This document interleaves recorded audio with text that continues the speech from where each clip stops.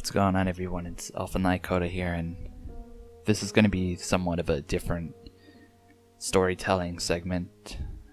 Just consider this part 2 to my Halloween story, because I don't plan on doing this a lot. But right now, what I'm going to do is I'm going to relay my scary experiences, my scary experiences onto you guys. I apologize for the shaky mic quality. I'm using a different microphone right now because my room's a mess. I'm trying to move everything around and get it orientated for better quality, and upgrading my equipment soon, hopefully. So yeah, I'm using a dynamic microphone, which is one you have to hold, and I'll be kind of podcasting my life story onto you guys. So, I've had a few scary things happen to me since I was a kid. And I'm going to start from earliest thing I remember to the latest, and kind of give you guys an idea of why my channel is revolved around fear, or has revolved around fear. No matter what I've done, and I've had a few channels, I've always wanted to incorporate fear in some way, because it's an emotion that I feel a lot of the time.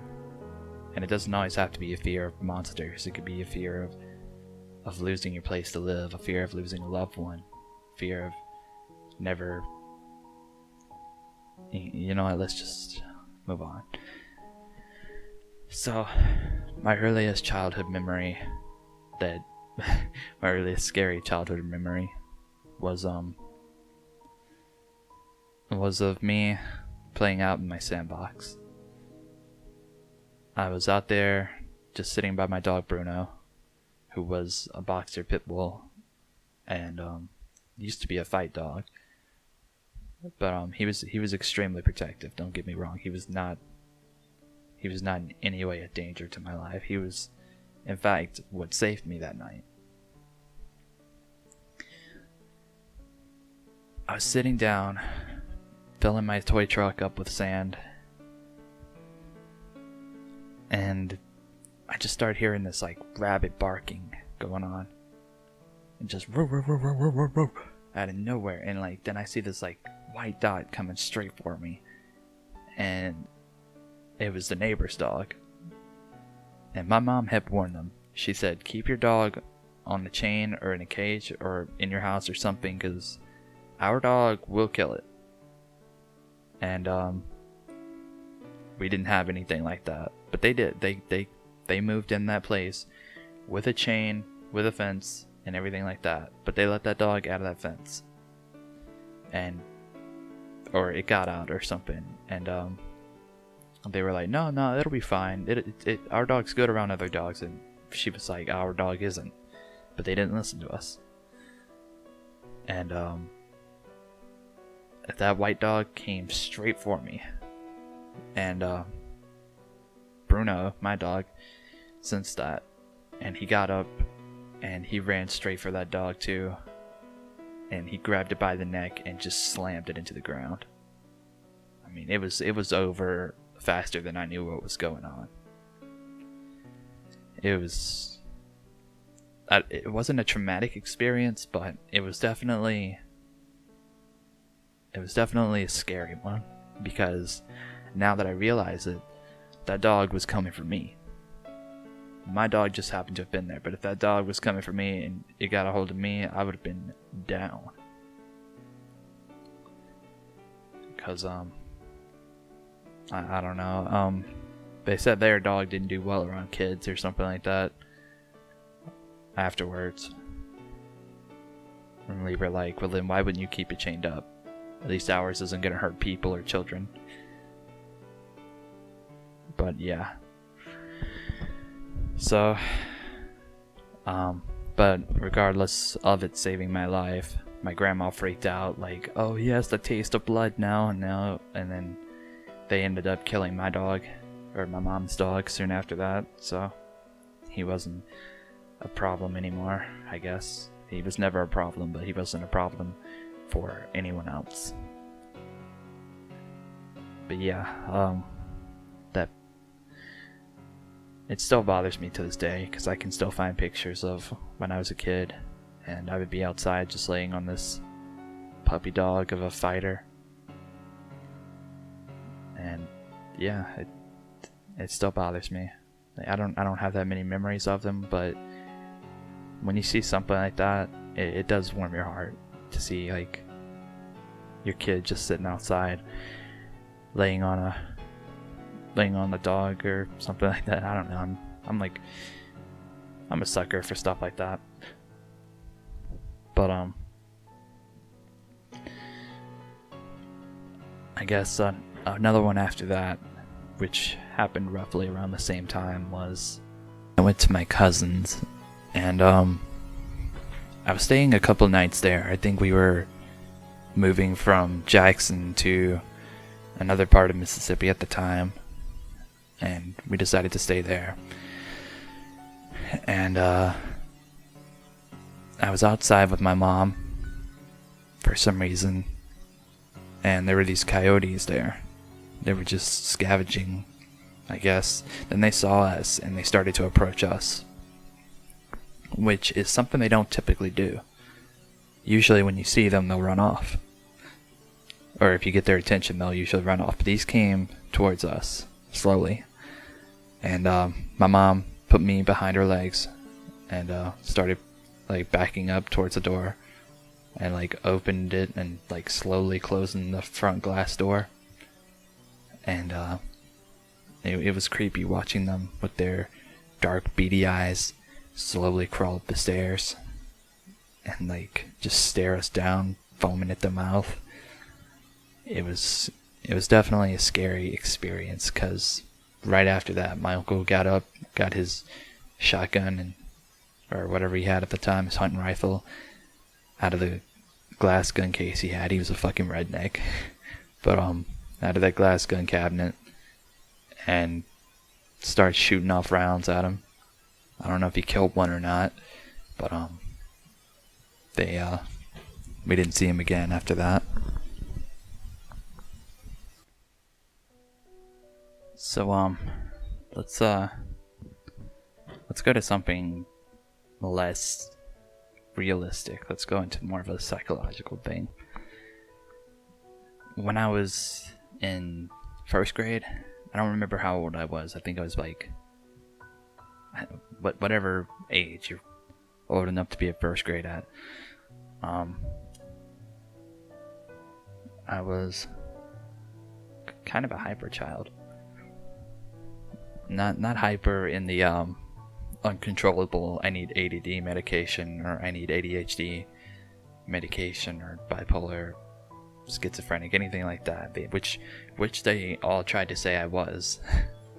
the school, that is, from first through third grade there, they tried to say I was schizophrenic and bipolar and hyper and ADHD and just all these labels, and none of that was wrong with me. I can tell you that right now, because I'm on 0 medication and I'm a functioning adult. And back then, they'd actually made me worse. One of those instances being that I would have severe like hallucinations and just scary shit happening to me all the time, and I didn't know why.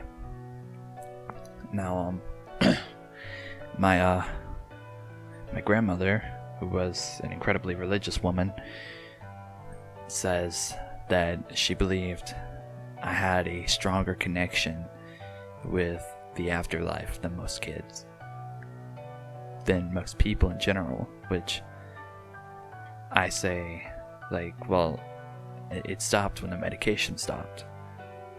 And she went on to tell me, well, maybe they put you in a state of mind that you could be aware of that stuff. And I'm like, I'm willing to believe that, but I'm also willing to believe it was just my mind putting me in a stressful mode or whatever. Or it was just the stress and the mix of the medications giving me these hallucinations. Because I was on like 8 pills a day. As like a first grader. Seeing stuff like my dad being flushed down the toilet with his legs sticking out of the toilet and him like gurgling, go help your mom, go get your mom, go get your mom. And then I go and tell my mom, and I'm like, Mom, Dad's being flushed down the toilet. And then he breaks out of their room. He breaks out of their bathroom, and he's like, what? Like, and then I'm sitting there dumbfounded, like, because I believe what I just saw. I'm like, what? Hold on, what? He was in the other bathroom. And then, another night, I see shadows dancing around my room. Not menacingly, and they don't look like ghosts. I just see shadows everywhere. Like, they could have been car shadows outside, but I didn't know that. They could have been people walking by the streetlight, and then the shadows reflecting in the room. I didn't know any of that, because it was the dead of night, and all I saw was a bunch of shadows just, like, raving around my room. And so, I get up petrified to go get my teddy bear, because I can't even scream for my parents to come into my room. And I don't wake my brother up for some reason. My little brother was like 3 at the time, and he was sharing a bed with me. And I didn't wake him up for some reason. I got up, got my teddy bear, and laid back down. But then I started feeling stuff crawling all over my skin. Bugs and little creatures, I don't know. It felt like a mix of a bunch of different things. It felt like little furry things, little like pointy limbed insects just sticking to my skin, and I'm sitting here trying to flail it all off, but I didn't see anything. It was a really hard night that night, and one of the things that disturbed me the most about it was I actually sat my teddy bear upright on my lap and looked at it dead in the face and asked it, hey, are you gonna protect me? And it said no.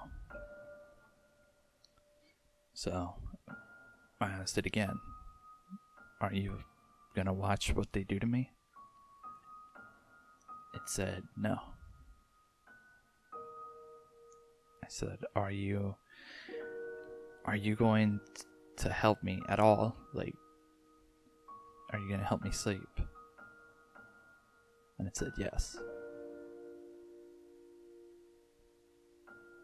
And I was like, well, at least I'll die in my sleep.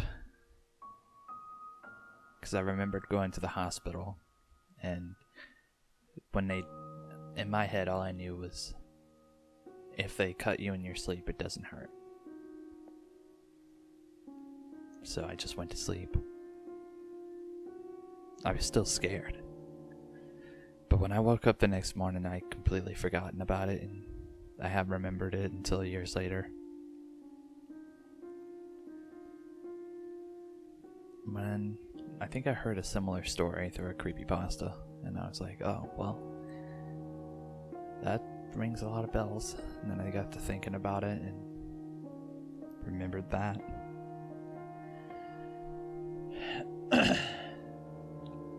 I wish I could say that was the only time something like that happened, but I moved into a new house and it happened again.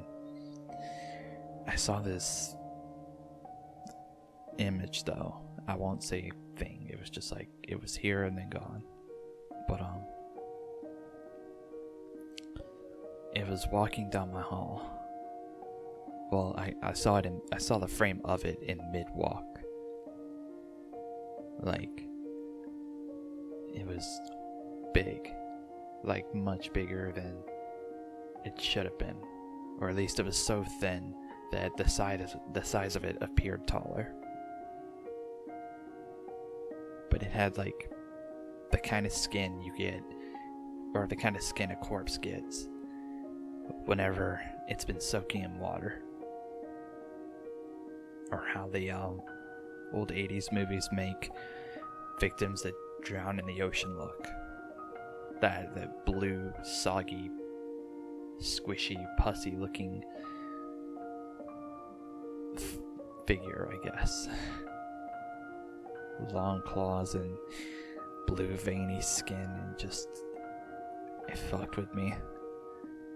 I couldn't move. I sat there and I cried. My parents came out of the room. This time their room was right across the hall from ours. So I sat there and I cried until my mom got up and asked me what was the matter. And I couldn't even tell her what I saw because I didn't know how to explain it. And I still don't know how to properly explain it.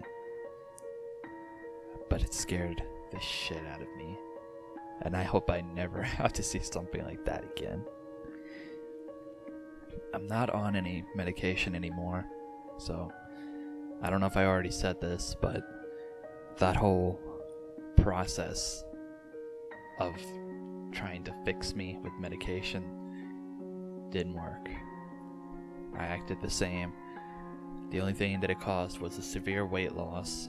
I'm only 129 pounds, sometimes less than that, despite being 6'3". And I like to think of that as a blessing though, because that means I can eat whatever I want and not gain a pound and not have to exercise. But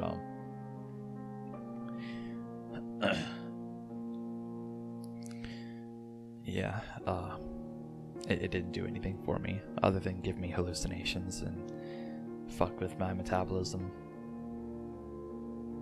But at the time, I actually had a little bit of weight to me, to where I was skinny, but I didn't look starved. I used to be able to put my chest against the table and shake the table with my heartbeat. That was how bad it was. But again, I'm not on that anymore. I don't see things anymore unless I'm like really tired, I guess. And I'm like going to sleep and I'm halfway in a dream. That's the only time I'll see stuff. But nothing was as scary as that figure that night. Anyway, I might want to save some of these stories for another Halloween special, but I'll tell you guys one more.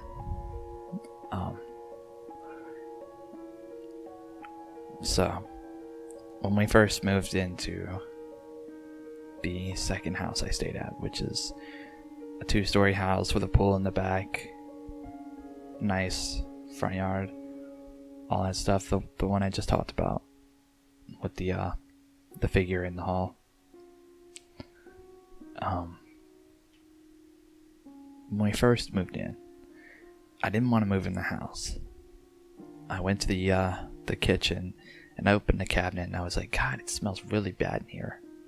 And it still smells like that. It's been 15 years and that cabinet still smells like it did when we moved in, despite it being cleaned over and over and over. And so, I don't know, I guess even still in the back of my mind, I'm like, oh yeah, something must have died in it. I don't mean like a person or anything, but it smells like a dead something. And thinking about it, like, well, not thinking about it like as in, oh, here's an aha, but thinking about it got me like spooked as a child, because I'd always heard that term, oh yeah, it smells like something died in here. That shit. And it was in my head that someone had died in there. And I got out, or not out, but I got up out of bed and I walked to the kitchen for a glass of water, because I sleep with a fan beside my bed like all the time because I get really hot when I sleep. So my mouth was dry from having my mouth open while I slept. So I get up and go get some water, and I'm just staring that cabinet down for some reason. It's bugging the shit out of me, and I don't know why, but I'm already on medicine at this point, so hallucinations aren't out of the question. But I get up and I go in there to get that water, staring at the cabinet, and like I see it creak open, and in my head I'm like, hold on, things just don't just move on their own. slowly push itself open. And I'm sitting there trembling now with a glass of water in my hand. And I see a hand go over the top of the cabinet door and start gripping it and like wiggling its fingers on the top of it. And I don't know what to make of it. I'm sitting here scared shitless, obviously, but I don't call for my parents again. Again, I'm too scared to even make a peep. And shaking. Obviously, I've dropped the water at this point, and I think the sound of the glass is what made my mom come in. And I swear to you, she is always there at the end of when I'm getting scared. Because before she gets in there, that hand closes the cabinet door. So the cabinet door is not open when she walks in. And she picks me up and she's like, "What's the matter? Why did you drop that glass?" And then I just told her I saw something in the cabinet. And she goes over there and looks in it, and there's nothing there except the food we kept in there, like the dried potatoes and rice and all that stuff. And I go over there and cautiously look, but I don't see anything. It's just filled with like typical lower middle class family food. And I don't know. It just, again, was another situation I don't want to happen. It wasn't as scary as the image in the hallway, but seeing something like that was a bit of a lucid nightmare, I guess. I don't know. I wouldn't recommend any of it, but that's just a few of the stories that I had to share with you guys. I'm sorry again for the way the video turned out. I didn't have time to sit down and read and relay a bunch of stories. And I get them all edited and organized and everything. I'm actually listening to the music while I'm talking, because this is speeding up the process a lot. Anyway, if you guys did like it, please leave a like, share my channel, and send it to your friends, I guess. All that happy horse crap.